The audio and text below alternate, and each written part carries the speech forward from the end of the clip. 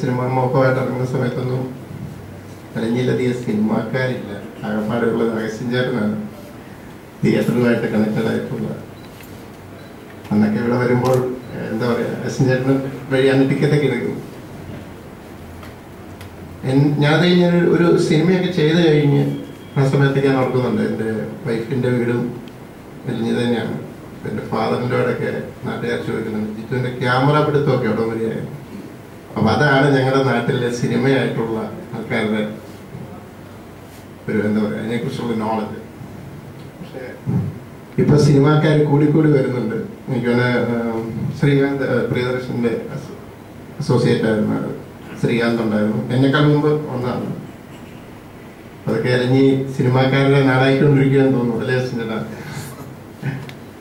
എനിക്ക് വളരെ സന്തോഷമുണ്ട്, കാരണം ആദ്യമായിട്ടാണ് എലഞ്ഞിയിൽ എന്നൊരു പ്രൊഡ്യൂസർ വരും അല്ലേ. പിന്നെ ഈ പ്രൊഡ്യൂസറെ തപ്പി അധികം ദൂരമൊന്നും പോകണ്ട. പക്ഷെ എനിക്ക് ഇതിൻ്റെ പൂജയ്ക്ക് എന്നെ വിളിച്ചിരുന്നു. അപ്പം എൻ്റെ ആക്ച്വലി ഞങ്ങൾ എൻ്റെ സീനിയറായിട്ടാണെങ്കിലും ഒന്നിച്ച് ട്രാവൽ ചെയ്തുകൊണ്ടിരുന്നതാണ്. അപ്പോൾ എൻ്റെ കുറേ നാളുകൾക്ക് ശേഷം വിളിച്ചു, ഇങ്ങനെ ഒരു പടം ചെയ്യാനിരിക്കുന്നു, പൂജയ്ക്ക് വരുന്നു. അപ്പം ഞാനന്ന് മെമ്മറീസിൻ്റെ കുറച്ച് എന്തോ ഒരു അപ്പോയിൻമെൻറ്റ് പെട്ടെന്ന് സുരാജ് പറഞ്ഞ് ഞാൻ അതിൻ്റെ കുറേ പോകും. അത് കഴിഞ്ഞ് ഞാനത് മറന്നുപോയി സത്യം പറഞ്ഞാൽ. ടെൻഷനിൽ കുറച്ച് ടെൻഷനൊക്കെ ഉണ്ടായിരുന്നു, അപ്പം മറന്നുപോയി. അത് കഴിഞ്ഞ് പിന്നീട് വിളിച്ചപ്പോഴാണ് ആൻഡോ പറയുന്നത് സത്യത്തിൽ അത് ഇച്ചിരി കാര്യമായിട്ടാണ് എന്നെ വിളിച്ചത്, എന്നെ വെച്ച് എന്തൊക്കെയോ ഉദ്ദേശിച്ചിരുന്നു എന്ന് പറഞ്ഞു. ഞാനത് എന്നോട് ആൻഡോ പറഞ്ഞില്ല. അപ്പോൾ അന്ന് വരാൻ പറ്റിയില്ല. എന്തായാലും ആ കട ഞാനിവിടെ വീട്ടുകയാണ്. വന്നു കഴിഞ്ഞപ്പോൾ എനിക്ക് സത്യം പറഞ്ഞാൽ സിനിമയെക്കുറിച്ചൊന്നും അറിയില്ല. അപ്പം എന്നോടിപ്പം ഷിജനാണ് പറഞ്ഞത് ഇത് വളരെ മെസ്സേജ് ഉള്ളൊരു സിനിമയാണ് എന്ന്. സത്യം പറഞ്ഞു കഴിഞ്ഞാൽ സിനിമ എന്ന് പറയുന്നത് ഓഫ്കോഴ്സ് ഇറ്റ്സ് ആൻ എന്റർടൈൻമെന്റ്, അത് നമ്മൾ ഇത് ചെയ്യുന്നു അത് പറഞ്ഞ പോലെ തന്നെ. പക്ഷെ അതൊരു മിയർ എന്റർടൈൻമെന്റ് അല്ലാതെ അതിനകത്തൂടെ ആണ് ഇത്രയും പവർഫുൾ ആയിട്ടൊരു മീഡിയ, ആൾക്കാരെ ഇത്രയും സ്വാധീനിക്കാൻ സാധിക്കുന്ന ഒരു മീഡിയ സിനിമ പോലെ മറ്റൊന്നുമില്ല. കാരണം എനിക്കത് മനസ്സിലായത് ഞാനൊരു സിനിമ ചെയ്തപ്പോഴേ എൻ്റെ ലൈഫിലെ ടേണിംഗ് പോയിന്റ് ആയിരുന്ന ഒരു സിനിമ. എന്നെ സംബന്ധിച്ചൊരു വളർച്ചയ്ക്ക് ഒരു വലിയ ചവിട്ടുപടിയായിരുന്നു ഒരു സിനിമ അമ്മിയാൻ. ശരിക്കും അതിനകത്തൊരു അക്കാലത്തൊക്കെ ആർട്ടിസ്റ്റ് ഇല്ലെങ്കിൽ സിനിമ ഓടില്ല അങ്ങനെയൊക്കെ പറഞ്ഞ് ഒത്തിരി പേര് പിന്തള്ളിയ പ്രൊജക്റ്റാണ് അത്. കറക്റ്റ് ദൈവാനുഗ്രഹത്താൽ ഷിജനാണ് അത് മാർക്കറ്റ് ചെയ്യാൻ ഞങ്ങളുടെ എൻ്റെ കൂടെ ഉണ്ടായിരുന്നത്. പക്ഷെ ആ സിനിമ ചെയ്ത് കഴിഞ്ഞ് എനിക്ക് കിട്ടിയ അമ്മമാരുടെ കോള്, പ്രത്യേകിച്ച് ഞാൻ ഇപ്പോഴും ഓർക്കുന്നുണ്ട്, ഏറ്റവും രസകരമായ ഒരു കോൾ അതാണ്. ഒരു കാലിക്കറ്റ് എന്നുള്ളൊരു മുസ്ലിം ഉമ്മ കാര്യത്തിൽ വിളിച്ചിട്ട് എന്നോട് ചോദിച്ചു, മോനെ എൻ്റെ മോളുമായിട്ടൊന്ന് സംസാരിക്കണം. എന്താ അല്ല അവള് മോൻ്റെ സിനിമ ഞാൻ കണ്ടു, ഒരു രക്ഷയില്ല, അവള് പറഞ്ഞാൽ മനസ്സിലാകുന്നില്ല, അതുകൊണ്ട് മോൻ സംസാരിക്കണം. ഞാൻ പറഞ്ഞിട്ട് കാര്യമൊന്നുമില്ല, ഞാനൊരു ക്വാളിഫൈഡ് പേഴ്സണാലിറ്റി അല്ല, അത് ഏതെങ്കിലും ഒരു സൈക്കോളജിസ്റ്റ് അങ്ങനെയുള്ള ആരെങ്കിലും എന്നൊരു കാര്യം ചെയ്യുമ്പോൾ മോനെ സിനിമയിലെ ഡോക്ടറിൻ്റെ നമ്പർ ഞാൻ തന്നെ മതി, അനൂപേന ക്യാരക്ടർ ചെയ്ത്. അപ്പോൾ അത് ഞാൻ കുറച്ചു നേരം എന്നോട് സംസാരിച്ചു. വേറൊന്നുമില്ല, വലിയ സീരിയസ് ഇഷ്യൂ ആയിട്ട് തോന്നില്ല, ഇതുപോലെ ഒരു ജനറേഷൻ ഗ്യാപ്പിൽ. പക്ഷെ അവിടെ ഒരു ഭയങ്കരമായ ഒരു അകൽച്ച കൂടുന്നുണ്ടെന്ന് എനിക്ക് തോന്നി. അമ്മയുടെ വിഷമം മകൾ അറിയുന്നില്ല, മകള് ചില മോഡേൺ ഡ്രസ്സ് ഇടുമ്പോൾ പ്രത്യേകിച്ചും അമ്മയ്ക്ക് അത് ഉൾക്കൊള്ളാൻ പറ്റാതെ റിയാക്ട് ചെയ്യുന്നു, സ്വാഭാവികമായിട്ട് അവിടെ ഒരു ഫ്രിക്ഷൻ ഉണ്ടാകുന്നു. അങ്ങനെ അത് ഒരു സംഭവം. ഇതുപോലെ 100 കണക്കിന് കോളുകൾ നേരിട്ട് കാണുമ്പോൾ ബ്രദേഴ്സ് ചിലരൊക്കെ എൻ്റെ വീട്ടിൽ നേരിട്ട് കാണുമ്പോൾ അപ്പം ശരിക്കും ഇത് എത്രത്തോളം സ്വാധീനിക്കുന്നുണ്ട് സിനിമ എന്നുള്ളത് അന്നാണ് എനിക്ക് മനസ്സിലാക്കുന്നത്. അതുപോലെ മൈബോസ് എന്ന് പറയുന്ന സിനിമ ചെയ്യുമ്പോഴും അതൊരു ഹ്യൂമർ ബേസ്ഡ് ആണെങ്കിൽ പോലും അതിനകത്ത് നമ്മൾ വിദേശത്തേക്ക് ജോലി ചെയ്യാൻ പോകുന്നു, വിദേശം സ്വർഗമാണെന്ന് വിശ്വസിക്കുന്ന ഒരു പറ്റം യുവാക്കളെ റെപ്രസെന്റ് ചെയ്യുന്ന ഒരാളാണ് അതിനകത്ത് ദിലീപ്. എല്ലാ സിനിമയിലും ഇതുപോലെയൊക്കെ ചെയ്യാൻ പറ്റുമെന്ന് അറിയില്ല, മെമ്മറീസിൽ ഈ പറഞ്ഞ പോലെ മദ്യപാനം. പക്ഷെ അതിനെ കോമേഴ്സ്യലൈസ് ചെയ്യുകയും എന്താ പറയുക എന്റർടൈൻ ചെയ്യുമ്പോൾ സ്വാഭാവികമായിട്ടും തനി നമ്മൾ ഉപദേശ രൂപേണ പറഞ്ഞാൽ അവർക്ക് ഇഷ്ടപ്പെടില്ല. അപ്പം ഇങ്ങനെ ഒരു ഫ്ലേവറിലൂടെ നമ്മളിതങ്ങ് പ്രസന്റ് ചെയ്യുമ്പോൾ അവർ പോലും അറിയാതെ, ചിലപ്പോൾ എല്ലാവരും അല്ലായിരിക്കും, ചിലപ്പം ലക്ഷത്തിൽ 100 പേരിലായിരിക്കും മെസ്സേജ് ചെല്ലുക. പക്ഷെ ഒരാളെങ്കിലും അതുകൊണ്ട് മാറാൻ പറ്റുമെങ്കിൽ അതൊരു വലിയ കാര്യം തന്നെയാണ്. അതുകൊണ്ട് തീർച്ചയായിട്ടും ഫോർ സെയിൽ എന്ന് പറയുന്ന സിനിമയ്ക്ക് അങ്ങനെ ഒരു മെസ്സേജ് ഉണ്ട് എന്ന് പറഞ്ഞപ്പോൾ എനിക്ക് സത്യം പറഞ്ഞു കഴിഞ്ഞാൽ ഞാൻ ഉള്ളിൽ തട്ടി തന്നെ പറയാണ്, ആൻഡക്കടവിൽ എൻ്റെ നാട്ടുകാരനായ പ്രൊഡ്യൂസറാന്ന് പറയാൻ എനിക്ക് സത്യം അഭിമാനമുണ്ട്. കാരണം അങ്ങനെ ഒരു സിനിമ, കാരണം ഇപ്പോൾ വരുന്ന അങ്ങനെ ഒരു ആറ്റിറ്റ്യൂഡിൽ വരുന്നവർ വളരെ കുറവാണ്, പ്രത്യേകിച്ച് ഒരു ചാരിറ്റി എൻ്റെ പിന്നിലുണ്ടെങ്കിൽ. അതുകൊണ്ട് തീർച്ചയായിട്ടും ഇങ്ങനെ ഒരു അറ്റംപ്റ്റ് ആണെങ്കിൽ തീർച്ചയായിട്ടും അതിനകത്ത് എന്ത് സഹായ സഹകരണങ്ങൾ എൻ്റെ ഭാഗത്തുനിന്നോ ആൻഡ്രോയ്ക്ക് ചെയ്യാൻ പറ്റും, എനിക്ക് എന്ത് ചെയ്യാൻ പറ്റുമെന്ന് എനിക്കറിയില്ല. ചെയ്യാവുന്നതിൻ്റെ പരിമിതിയിൽ നിന്നുകൊണ്ട് ഞാൻ എന്ത് വേണമെങ്കിലും ചെയ്തു തരാം. അതുപോലെ തന്നെ നിങ്ങളുടെ ഈ ഫോർ സെയിൽ എന്ന് പറയുന്ന ഈ സിനിമയുടെ ഇതിൻ്റെ പിന്നിൽ പ്രവർത്തിച്ച എല്ലാവർക്കും, ടെക്നീഷ്യൻസിനും ആർട്ടിസ്റ്റിനും അവരുടെ പ്രയത്നങ്ങൾ ഫലവത്താകട്ടെ എന്ന് പ്രാർത്ഥിക്കുന്നു. എല്ലാ ഈ സിനിമ ഒരു വൻ വിജയമാകട്ടെ എന്ന് ഞാൻ ആശംസിക്കുന്നു. Thank you.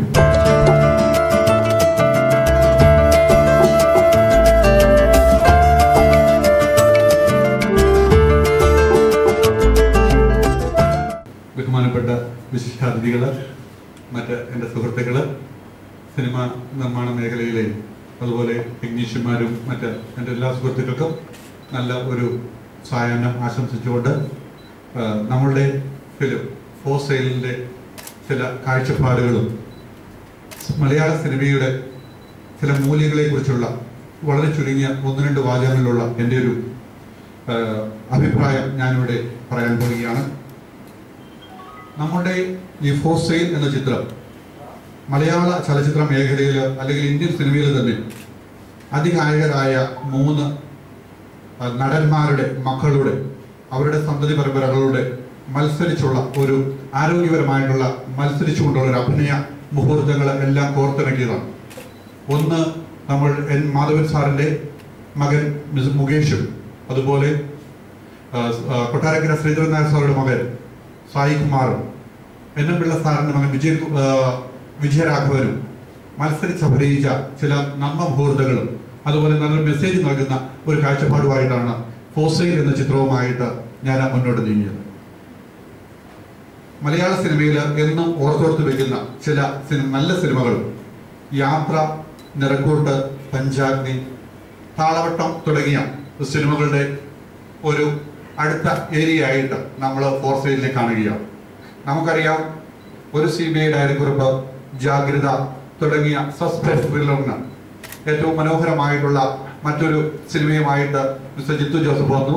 അത് നമ്മളുടെ മെമ്മറീസ് ഇപ്പോഴും 35ാമത്തെ ദിവസവും എല്ലാ തിയേറ്ററുകളും നിറഞ്ഞു കവിഞ്ഞ് അത് ഓടിക്കൊണ്ടിരിക്കുകയാണ്. എല്ലാവിധ ആശംസകളും മിസ്റ്റർ ജിത്തുവിനും ഞാൻ സമർപ്പിക്കുകയാണ്.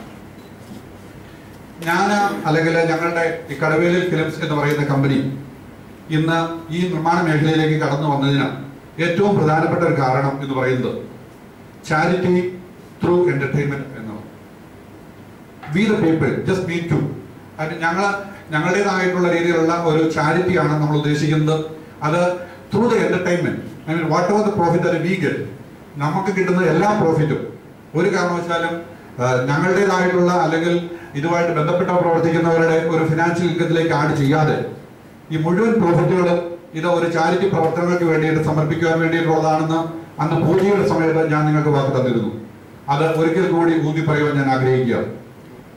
ഇതിന്റെ ഇൻകം എന്ന് പറയുന്നതിൽ ഒരു പർട്ടിക്കുലർ പെർസെൻറ്റേജ് നമ്മളുടെ ക്യാൻസറസ് ആയിട്ടുള്ള പാവപ്പെട്ട രോഗികൾക്കും അതുപോലെ പൂവർ സ്റ്റുഡൻസിനും മറ്റ് ചിലർക്കും കൂടെ ഇവിടെ നമ്മുടെ ഇടയിൽ ആദ്യമായിട്ട് ഞാൻ ഈ ഫിലിം ഫീൽഡിലേക്ക് ഇറങ്ങിയപ്പോൾ എന്നെ സഹായിച്ചിരുന്ന എൻ്റെ ഒരു ഏറ്റവും അടുത്ത സുഹൃത്തായിട്ടിരുന്ന മരിച്ചുപോയ മാത്യു ചേട്ടനുണ്ട്, അദ്ദേഹത്തിന്റെ ഫാമിലിക്കും മറ്റു ചിലർക്കും ഇത് ഒരു ചാരിറ്റി പ്രവർത്തനത്തിന്റെ ഭാഗമായിട്ട് കൊടുക്കുവാൻ ഞാൻ ആഗ്രഹിക്കുകയാണ്. ആഫ്റ്റർ ഓൾ ഇന്ന് മലയാള സിനിമയിൽ ഞാൻ കഴിഞ്ഞ നമ്മുടെ മെമ്മറീസ് എന്ന ചിത്രം ഇറങ്ങിയപ്പോൾ ദ സെയിം ഡേ ഈവനിങ്ങിൽ ഞാൻ തലയോലപ്പറമ്പിൽ പോയി, ഞാൻ വിളിച്ചു പറഞ്ഞ് എനിക്കൊരു ടിക്കറ്റ് കിട്ടി. അപ്പോൾ ഞാൻ അവിടെ പോയി സിനിമ കണ്ടുകൊണ്ടിരുന്നപ്പോഴത്തേക്ക് എനിക്ക് വളരെ എൻ്റെ ആ ഒരു ഫിലിമിലെ എനിക്ക് ഏറ്റവും ഇഷ്ടപ്പെട്ട ഒരു ഭാഗം എന്ന് പറയുന്നത് പൃഥ്വിരാജ് ആ വില്ലന്റെ പുറകെ ഓടുന്ന ഒരു സമയം. ആ വില്ലന്റെ പുറകെ ഓടിക്കഴിയുമ്പോഴത്തേക്കും actually Prithviraj is something strong enough, isn't it? അപ്പൊ അതിനുശേഷം എന്ത് പറയുന്നത്, പൃഥ്വിരാജ് ഓടാൻ പറ്റുന്നില്ല.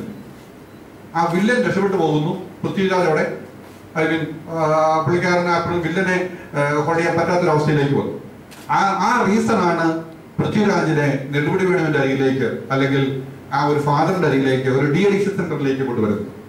അതായിരുന്നു എന്നെ സംബന്ധിച്ചിടത്തോളം മെമ്മറീസ് എന്ന് പറയുന്ന ആ ഫിലിമില് എന്നെ ഏറ്റവും കാര്യഗൗരവമായിട്ട് എന്റെ മനസ്സിൽ സ്പർശിച്ച ഒരു ഷോട്ട് അല്ലെങ്കിൽ ഒരു സീൻ അതായിരുന്നു.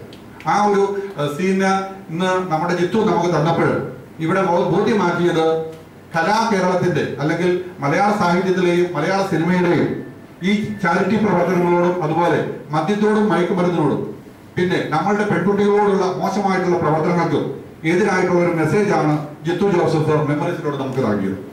ആ സെയിം കാഴ്ചപ്പാട് തന്നെയാണ് ഇന്ന് ഫോർ സെയിലിലൂടെയും നമ്മൾ നൽകാൻ ഉദ്ദേശിക്കുന്നത്. ഫോർ സെയിൽ എന്ന് പറയുമ്പോൾ അപ്പോൾ ഇത് നമ്മൾ എല്ലാവരും കാണുമ്പോഴേ ആ ഫോർ സെയിൽ നിനക്ക് എന്തുകൊണ്ട് നീ ഈ പേരിട്ടു, ഈ പേര് മാറ്റിക്കൂടായിരുന്നു എന്നുള്ള പല ചോദ്യങ്ങളും എന്റെ ഞാൻ പല പ്രാവശ്യം കേട്ടു. ആ ഫോർ സെയിൽ എന്ന് പറയുന്നത് ഡിഫറെന്റ് ഒരു പല രീതിയിലുള്ള ഫോർ സെയിൽ ഉണ്ട്. നമ്മുടെ ബോഡി കണ്ണ് നമുക്ക് കൊടുക്കാം, അതുപോലെ ബ്ലഡ് കൊടുക്കാം, മറ്റു പല രീതിയിലുള്ള കാര്യങ്ങളുണ്ട്. പിന്നീട് എന്താണ്, പിന്നീട് വേണമെന്നുണ്ടെങ്കിൽ മോശമായ കാര്യങ്ങൾക്ക് വേണ്ടിയിട്ട് ബോഡി ഉപയോഗിക്കാം. there are lot of things. അപ്പോ ഇതെല്ലാം കൂടെ കൂടിയിട്ട് we the people are not for sale എന്ന് വെച്ചാൽ ഇവിടുത്തെ പെൺകുട്ടികൾ നോട്ട് ഫോർ സെയിൽ ആണ്. അവരെ വിൽക്കാനുള്ള ആൾക്കാരല്ല, അല്ലെങ്കിൽ അവരെ harass we are not for going to be harassed അല്ലെങ്കിൽ we are not to be abused എന്നുള്ള രീതിയിലുള്ള ഒരു മെസ്സേജ് കൊടുക്കാനാണ് ഈ സിനിമയുടെ പശ്ചാത്തലം ഞങ്ങൾ കൊണ്ടുവന്നിരിക്കുന്നത്. ഇന്ന് നിങ്ങളിൽ ഒരാൾ അല്ലെങ്കിൽ നമ്മുടെ ഫാമിലിയിൽ ഒരാൾ, നമ്മുടെ സുഹൃത്തുക്കളിൽ ഒരാൾ 100 രൂപ കൊടുത്ത് ഒരു തിയേറ്ററിൽ കയറി ടിക്കറ്റ് എടുക്കുമ്പോൾ നിങ്ങൾക്ക് വളരെ കാര്യഗൗരവമായിട്ട് വിശ്വസിക്കാവുന്ന ഒരു കാര്യമുണ്ട്. ആ 100 രൂപയിൽ ഒരു particular percentage will be gone for the charity work. എന്റെ ഒരു ജ്യേഷ്ഠ സഹോദരനായിരിക്കുന്ന അല്ലെങ്കിൽ എന്റെ എല്ലാ കാര്യങ്ങളുടെയും ഒരു ഗുരുതുല്യനായിട്ടുള്ള സക്കറിയ സാറിനെ കുറിച്ച് ഞാൻ കൂടുതൽ പറയുന്നില്ല. എല്ലാവിധ ചാരിറ്റി പ്രവർത്തനങ്ങളെ അല്ലെങ്കിൽ പോലീസ് ഡിപ്പാർട്ട്മെന്റിന് തന്നെ ഒരു പ്രത്യേക രീതിയിലുള്ള ഐഡന്റിറ്റി കൊടുക്കുന്ന ചുരുക്കത്തിൽ ഏറ്റവും പ്രമുഖനായിട്ടുള്ള വ്യക്തിയാണ് പോലീസ് ട്രെയിനിങ് അക്കാദമിയുടെ ഡയറക്ടർ കൂടിയായിട്ടുള്ള സക്കറിയ സാർ SP. എനിക്ക് തോന്നുന്നത് ജിത്തു ഫസ്റ്റ് PDCക്ക് പഠിക്കുമായിരുന്നു, ഞാൻ ഡിഗ്രിക്കൊക്കെ പഠിക്കുമ്പോൾ. അപ്പോൾ ഞാൻ ഡിഗ്രിക്ക് കോളേജിൽ പോകുമ്പോൾ ജിത്തു അന്ന് SP കോളേജിലായിട്ട് പഠിച്ചുകൊണ്ട് ആദ്യം സെന്റ് ആൻസ് സ്കൂളിലായിരുന്നു ജിത്തുവിന്റെ. ഞങ്ങൾ രണ്ടുപേരും ഞങ്ങൾ ഒരു നാട്ടുകാരാണ്. വളരെ കാര്യഗൗരവമായിട്ടുള്ള ഒരു ഫ്രണ്ട്ഷിപ്പും മറ്റു കാര്യങ്ങളും. അതിലുപരി ജിത്തുവിനെ എനിക്ക് എന്റെ മനസ്സിലേക്ക് വരുമ്പോൾ ജിത്തുവിന്റെ ഫാദർ മുൻ MLA കൂടിയായിട്ടുള്ള മൂവാറ്റുപുഴയുടെ മുൻ MLA കൂടിയായ VV ജോസഫ് കൊച്ചേട്ടൻ എന്ന് ഞങ്ങൾ എല്ലാവരും സ്നേഹപൂർവ്വം വിളിച്ചിരുന്ന കൊച്ചേട്ടന്റെ ആ ഒരു മുഖമാണ് എന്റെ മനസ്സിലേക്ക് കൂടി വരുന്നത്. ആ കൊച്ചേട്ടൻ ഞങ്ങളുടെ നാട്ടിൽ അല്ലെങ്കിൽ മൂവാറ്റുപുഴ മണ്ഡലത്തിൽ നൽകിയിട്ടുള്ള ചില സേവനങ്ങൾ ഇന്നും നമുക്ക് മറക്കാൻ കഴിയില്ല. ആ രീതിയിലുള്ള ഒരു സന്ദേശവും അതിനുപരിയായിട്ടുള്ള ചില പ്രവർത്തനങ്ങളുമാണ് ജിത്തു ജോസഫ് ഇന്ന് VV ജോസഫ് മെമ്മോറിയൽ ട്രസ്റ്റ് വഴിയും അതുപോലെ വലിയകണ്ടത്തിൽ ജിത്തു ബിലോങ്സ് ടു വലിയകണ്ടൽ ഫാമിലി. അപ്പോൾ അങ്ങനെയുള്ള ആ ഒരു ട്രസ്റ്റ് വഴി അദ്ദേഹം നടത്തി വരുന്ന ചില പ്രവർത്തനങ്ങളും എന്നെ ഏറ്റവും കൂടുതൽ സന്തോഷിപ്പിച്ചിട്ടുള്ളതാണ്. അപ്പൊ ജിത്തുവിന്റെ ഞാൻ പറഞ്ഞതുപോലെ ആ മെമ്മറീസിലെ ആ ഒരു സിംഗിൾ ഷോട്ടായി തന്നെ നമുക്ക് മനസ്സിലാവുന്നുണ്ട് ജിത്തു എന്ത് രീതിയിലുള്ള മെസ്സേജാണ് കൊടുക്കാൻ ആഗ്രഹിച്ചിരുന്നതെന്നുള്ളത്. പൃഥ്വിരാജ് കൂടുതലായിട്ട് മദ്യപിച്ചു കഴിഞ്ഞപ്പോൾ അദ്ദേഹത്തിൻ്റെതായിട്ടുള്ള ആ ശാരീരികമായിട്ടുള്ള ഒരു ബലഹീനത ഓടാൻ കഴിയാതെ അല്ലെങ്കിൽ ആ ഒരു വില്ലനെ പിടിക്കാൻ കഴിയാതെ പിന്നോട്ട് വരുന്ന ഒരു സാഹചര്യത്തിൽ കൂടി തന്നെ ജിത്തുവിൻ്റെതായിട്ടുള്ള ഐഡിയ അവിടെ നമ്മളുടെ മുമ്പിൽ വ്യക്തമാക്കുകയാണ്. ഓക്കെ, അതുകൊണ്ട് ജിത്തുവിനോടുള്ള സ്നേഹവും സന്തോഷവും ഞാൻ ഈ അവസരത്തിൽ പ്രകടിപ്പിക്കുകയാണ്. അതുപോലെ തന്നെ എന്റെ എല്ലാ പ്രവർത്തനങ്ങൾക്കും ഞാൻ ഫിലിം ചേംബറായിട്ടും അല്ലെങ്കിൽ പ്രൊഡ്യൂസേഴ്സ് അസോസിയേഷൻ അവിടെ ചെല്ലുമ്പോൾ എന്നെ വളരെ കാര്യഗൗരവമായിട്ട് സ്വീകരിക്കുകയും ഈ സിനിമ നല്ല രീതിയിൽ നിർമ്മിക്കണം, നല്ല രീതിയിൽ നല്ലൊരു പ്രൊഡക്റ്റ് ആയിട്ട് മാറണം എന്ന് ആഗ്രഹിക്കുക 24 മണിക്കൂറും നമുക്ക് വേണ്ടിയിട്ട് സേവനവുമായിട്ട് മുന്നോട്ട് നിന്നിരുന്ന ശശി അയ്യർ സാറ്, അതുപോലെ ഈ സിനിമയുടെ എല്ലാ മേഖലകളിലും എനിക്ക് വ്യക്തമായിട്ടുള്ള സപ്പോർട്ട് തന്നിട്ടുള്ള കണ്ടംകുളത്തി ഫാർമസിയുടെ ഫ്രാൻസിസ് ഹോസ്പിറ്റലിലെ ഫ്രാൻസിസ് വൈദ്യർ തുടങ്ങിയ എല്ലാവർക്കും, അതുപോലെ ഇവിടെ വന്നു ചേർന്നിരിക്കുന്ന നിങ്ങൾ ഓരോരുത്തർക്കും എന്നെ പല വിധത്തിൽ സഹായിച്ചിട്ടുണ്ട്. അതൊന്നും ഒരു വാക്കിലും തീരുന്ന കാര്യങ്ങളല്ല. ഞാൻ കൂടുതൽ സംസാരിക്കുന്നുമില്ല. നമ്മളുടെ ഇതിനുശേഷം പല പല കാര്യങ്ങൾ നമുക്ക് ചെയ്യാനുണ്ട്. അപ്പോൾ എല്ലാവർക്കും ഒരിക്കൽ കൂടി നന്ദിയും എല്ലാ വിധത്തിലുള്ള സഹകരണവും നിങ്ങളുടെ രീതിയിൽ പ്രതീക്ഷിക്കുകയാണ്. വേദിയിലെയും സദസ്സിലെയും എല്ലാവർക്കും സാദര സവിനയ പ്രണാമം. ഇതിന്റെ പൂജയ്ക്ക് ഞാൻ ഉണ്ടായിരുന്നു. ഒരു ഗംഭീര ആഘോഷമായിരുന്നു. എനിക്കിവിടെ പ്രൊഡ്യൂസർ സംസാരിച്ചപ്പോൾ ഞാനിവിടെ 2 പ്രാവശ്യം എൻ്റെ അടുത്തിരുന്ന് ഞാൻ അദ്ദേഹമായിട്ട് സംസാരിച്ചു. ഞാൻ ആദ്യം പ്രൊഡ്യൂസർ എന്നുള്ള നിലയ്ക്കുള്ള എൻ്റെ ആദ്യത്തെ ചോദ്യം, ബഡ്ജറ്റിൽ തീർന്നോ? ഞാൻ ഞെട്ടിപ്പോയി. തീർന്നില്ല എന്ന് മാത്രമല്ല, അതിൻ്റെ ഇരട്ടിയിൽ കൂടുതൽ അല്ലേ. എനിക്ക് വളരെ ഒരു വിഷമം തോന്നിയൊരു കാര്യം. ഒരു പടം നമ്മളൊരു വീട് നിർമ്മിക്കുമ്പോൾ ഉണ്ടാവുന്ന ബഡ്ജറ്റ് പോലെ തന്നെ ഒരു സിനിമ നിർമ്മിക്കുമ്പോൾ അതിന് ബഡ്ജറ്റ് ഉണ്ട്. കഥ പറയുമ്പോൾ പറയാതെ കഥ കുറച്ച് കഴിയുമ്പോൾ ഷൂട്ടിംഗ് തുടങ്ങി കഴിഞ്ഞാൽ നായിക സ്വപ്നങ്ങൾ ദുബായിലാണെന്ന് ഡയറക്ടർ പറഞ്ഞ പ്രൊഡ്യൂസറെ സംബന്ധിച്ച് വളരെ കഷ്ടമായിരിക്കും. അതുകൊണ്ട് എൻ്റെ മനസ്സിലുള്ളൊരു ഭാവം ആസ് എ പ്രൊഡ്യൂസർ എന്നുള്ള നിലയിൽ നമുക്ക് പടം ചെയ്യുന്ന ഡയറക്ടർക്കും പ്രൊഡ്യൂസർക്കും അതിൻ്റെ കൺട്രോളർക്കും ഒത്തൊരുമിച്ച് നിന്നുകൊണ്ട് പറഞ്ഞ സമയത്തിനുള്ളിൽ പറഞ്ഞ തീയതിക്കുള്ളിൽ പറഞ്ഞ ബഡ്ജറ്റിൽ പണം തീർക്കാൻ സാധിച്ചാൽ അത് പ്രൊഡ്യൂസറെ സംബന്ധിച്ചൊരു വലിയ പ്രോഫിറ്റാണ്. മറ്റൊന്ന് സാറ്റലൈറ്റ് പ്രശ്നമൊക്കെ മൊത്തം നടന്നുകൊണ്ടിരിക്കും. ഇപ്പോൾ ഒരു മിനിറ്റ് മുമ്പ് ഇവിടെ കയറുന്നതിന് മുമ്പ് KTF കേരള ടെലിവിഷൻ ഫെഡറേഷൻ്റെ ആളുകളായിട്ട് സംസാരിച്ചു. അവരടുത്ത ആഴ്ച മീറ്റിംഗ് വെച്ചിട്ടുണ്ട്.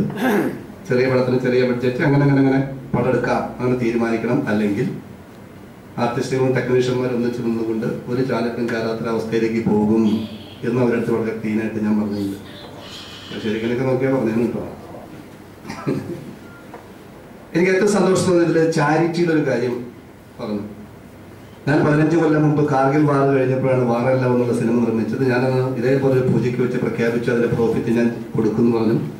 പണം പ്രോഫിറ്റ് ആയില്ലെങ്കിൽ പോലും 13 വിധവകൾക്ക്, കാർഗിൽ വാറിൽ മരിച്ച 13 വിധവകൾക്ക് ഞാൻ അവാർഡ് പ്ലാസയിൽ വെച്ച് ഞാൻ 1 ലക്ഷം രൂപ വെച്ചൊന്ന് കൊടുത്തിരുന്നു. അതൊരു സിനിമ ഒരു ബിസിനസ്സായിട്ട് മാത്രമല്ല, ഒരു സർവീസ്. ഞാൻ ജനിച്ച നാട് അതിനെ കുറിച്ചുള്ള ഓർമ്മ. ഇത് നേരത്തെ ബഹുമാനപ്പെട്ട പോലീസ് ഓഫീസർ പറഞ്ഞു, അദ്ദേഹം സബ് ഇൻസ്പെക്ടറായ സമയത്ത് ചില കാര്യങ്ങളൊക്കെ പറഞ്ഞു. സിനിമ അങ്ങോട്ട് പോകണ്ടെന്ന് ഒരാൾ പറഞ്ഞു. എന്നെ സംബന്ധിച്ച് പറയാനുള്ളത്, ലോകത്ത് നല്ലതും ചീത്തയും എല്ലായിടത്തും ഉണ്ട്. അത് അധ്യാപകരിലുണ്ടാവും, ബാങ്ക് ഓഫീസർമാരിലുണ്ടാവും, വിദ്യാർത്ഥികളുടെ ഇടയിലുണ്ടാവും, സാധാരണക്കാരുടെ ഇടയിലുണ്ടാവും, അതിൽ കുറച്ച് സിനിമയിലുണ്ടാവാം. പക്ഷെ സിനിമ പൊതുവെ പബ്ലിക് ഏറ്റവും ഇഷ്ടപ്പെടുന്ന ഒരു മാധ്യമ മേഖല ആയതുകൊണ്ട് അതിനെല്ലാവരും ഉയർത്തി കാണിക്കും. പെർസെൻറ്റേജ് വെച്ചാൽ എല്ലാം ഒന്ന് തന്നെയാണ്. ഇവിടെ അബി ഇരിപ്പുണ്ടല്ലോ, അബി ഒരു മിസ്റ്റേക്ക് കാണിച്ച ഇവിടെ എല്ലാവരും അത് പറയും. എന്തുകൊണ്ട്? അബി അറിയപ്പെടുന്ന ഒരു ആർട്ടിസ്റ്റ് ആയതുകൊണ്ട്. അങ്ങനത്തെ ഒരു മേഖലയാണ് സിനിമ. അപ്പൊ ബഹുമാനപ്പെട്ട പോലീസ് ഓഫീസേഴ്സ്, ഞാനും വിചാരിച്ചു അന്ന് പൂജയ്ക്ക് പോയപ്പോഴും പോലീസിന് ഇവിടെ എന്താ കാര്യം. പക്ഷെ അവർ പറഞ്ഞ വാചകങ്ങൾ വെച്ച് എനിക്ക് വളരെ ഇഷ്ടപ്പെട്ടു. ഈ സിനിമയ്ക്കകത്തുള്ള സർവീസിന് അവർ വളരെയധികം ഇഷ്ടപ്പെടുന്നു. സാർ നേരത്തെ ഒരു സിനിമയ്ക്ക് വേണ്ടി കുറെ കഷ്ടപ്പെട്ട കാര്യം പറഞ്ഞു.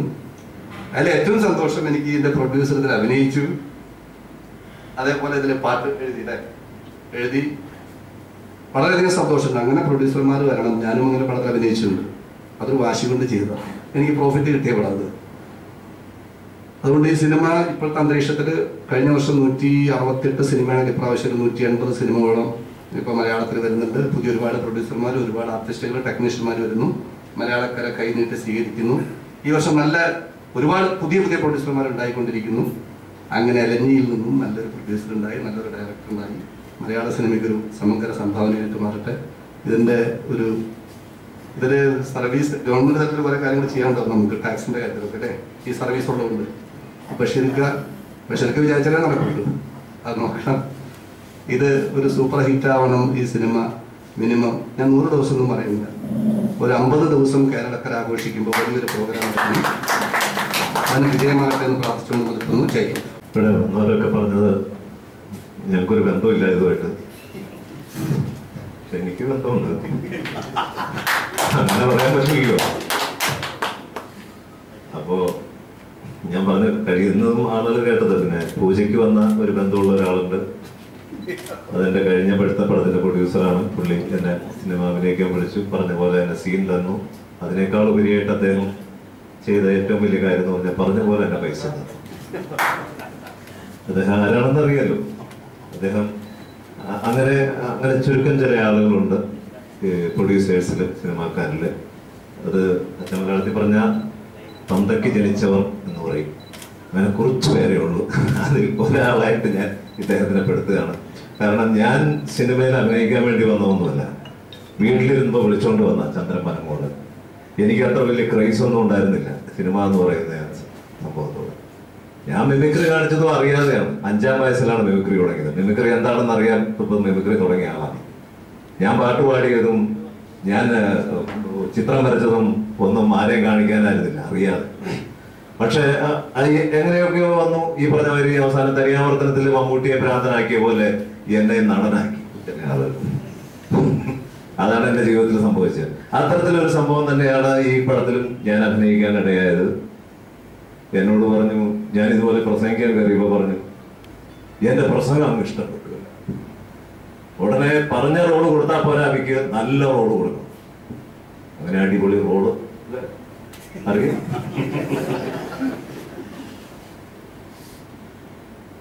അങ്ങനെ പിറ്റേ ദിവസം പറഞ്ഞു, അഭിക്ക് പറഞ്ഞ റോളൊന്നുമില്ല, ഒത്തിരി റോളാ, സീനൊക്കെ പറയുന്നത്. എന്തായാലും ചെയ്യാം, പൈസ കിട്ടുമോ എന്നുള്ളതാണ് ചിന്ത മുഴുവൻ. കാരണം സ്റ്റേജ് പ്രോഗ്രാമിന് പോകാതെ ആയപ്പോൾ പൈസ ഒരു വിഷയമായി. അമ്പല പരിപാടി നിർത്തി. അങ്ങനെ കുറച്ച് കഴിഞ്ഞപ്പോ എനിക്ക് പറഞ്ഞത് പിന്നെ തിരിഞ്ഞു, പഴയ റോഡ് തന്നെ, പിന്നെ ചങ്കരൻ തെങ്ങേനും പറഞ്ഞത്. ബഷീർക്ക് ഇതെന്താണെന്ന് ആലോചിക്കുക. നമ്മൾ തമ്മിൽ കണ്ടിട്ട് കുറെ ആളായി, വയസ്സായെന്ന് ഞാൻ പറയരുത്. ബഷീർക്കാർക്ക്, എനിക്കല്ല.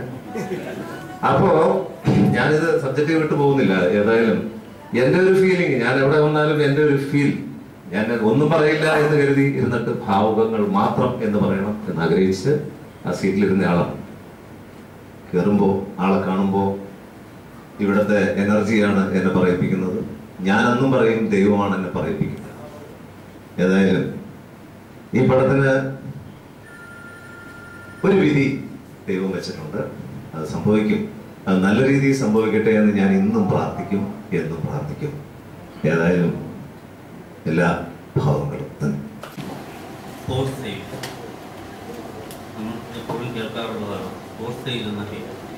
അപ്പോൾ അതിൽ നിന്നൊക്കെ വ്യത്യസ്തമായൊരു കഥാതന്തു പോസ്റ്റ് സെയിലിലൂടെ നമ്മൾ എന്താണ് ഉൾക്കൊള്ളിച്ചിരിക്കുന്നതെന്ന് കാണാം. കൂടുതൽ കഥയുടെ ആഴങ്ങളിലേക്ക് ഇറങ്ങി ചെല്ലുന്നില്ല. എങ്കിലും നമ്മുടെ ഇന്നത്തെ സുദിനം ഓഡിയോ ലോഞ്ചിങ് നിങ്ങളുടെ ചിത്രത്തിൻ്റെ നടക്കുകയാണ്. വളരെയേറെ സന്തോഷമുള്ള മുഹൂർത്തങ്ങളാണ് സിനിമാക്കാർക്കും അതുപോലെ തന്നെ എല്ലാവർക്കും തന്നെ. മലയാളികളുടെ ഉത്സവം, ആഘോഷമായ ഓണം കടന്നു വരികയാണ്. ഈ പൊന്നിച്ചിങ്ങ മാസത്തിലെ തിരുവോണത്തെ വരവേൽക്കുന്നുണ്ട്. ഓഡിയോ ലോഞ്ചിങ് ഫംഗ്ഷനുകൾ, നിരവധി സിനിമകൾ നടന്നു വന്നിട്ട് ഈ സമയത്ത് തന്നെയാണ് നമ്മുടെ ഫംഗ്ഷൻ നടക്കുന്നത്. ഏതായാലും ഓഡിയോ ലോഞ്ചിങ് എത്തിയ എല്ലാവരെയും സന്തോഷം അറിയിക്കുകയാണ്. ചിത്രത്തെക്കുറിച്ച് പറയുകയാണെങ്കിൽ കടവേലി ഫിലിംസാണ് നിർമ്മാണം. ആൻഡോ കടവേലിൽ എന്ന നിർമ്മാതാവ് ഇദ്ദേഹമാണ് ഈ ചിത്രത്തിന്റെ ചുക്കാൻ പിടിച്ചിരിക്കുന്നത്. സ്ക്രിപ്റ്റും സംവിധാനവും സതീഷ് അൻവർ, ഛായാഗ്രഹണം അനിൽ ഗോപിനാഥ്, വയലാർ ശരചന്ദ്രവർമ്മ, ഗീതാത്തോട്ടം, ആൻഡോ കടവേൽ ഈ മൂവർ രചിച്ച ഗാനങ്ങൾക്ക് ടൈറ്റസ് ലണ്ടനാണ് ഈണം പുറത്തിരിക്കുന്നത്. ചിത്രം 64 സെന്ററുകളിലായി സെപ്റ്റംബർ 27 അല്ലെങ്കിൽ ഒക്ടോബർ 5 റിലീസ് ചെയ്യുന്നതാണ്. കൂടാതെ യൂറോപ്പ്, അമേരിക്ക തുടങ്ങിയ വിദേശ രാജ്യങ്ങളിലും ആ സെയിം ഡേറ്റിൽ തന്നെ റിലീസ് ചെയ്യുവാനാണ് ഉദ്ദേശിക്കുന്നത്.